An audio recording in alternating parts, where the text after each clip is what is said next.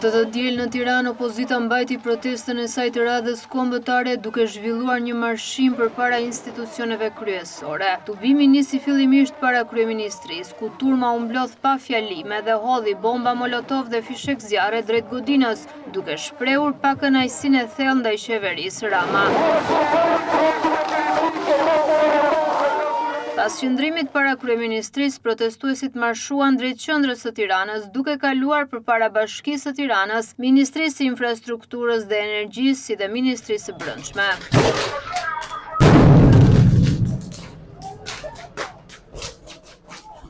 Marshimi më pas vazhdoi në pjesë të tjera të kryeqytetit, përfshirë edhe selinë e Partisë Socialiste, ndërkohë gjatë rrugës godinat e institucioneve kryesore u sulmuan me flakadan dhe fishek zjarre. Policia e shtetit reagoi me gaz lotësjellës dhe ujë me presion për të shpërndar turmën, ndërsa protestuesit brorisnin thirrje kundër kryeministrit dhe qeverisë së tij. Kërkesat kryesore të tyre përfshinin largimin e kryeministrit Edi Rama, formimin e një qeverie teknike dhe zhvillimin e zgjedhjeve të lira dhe të ndershme. Protesta e kësaj të diele u mbajt në një datë simbolike për demokratët, duke e lidhur me 22 marsin e vitit 1992, datë historike kur Partia Demokratike fitoi zgjedhjet pluraliste pas rënies së komunizmit. Po ashtu dita e zgjedhur për protestën përkon edhe me festën e komunitetit Bektashi, Sultan Novruzin.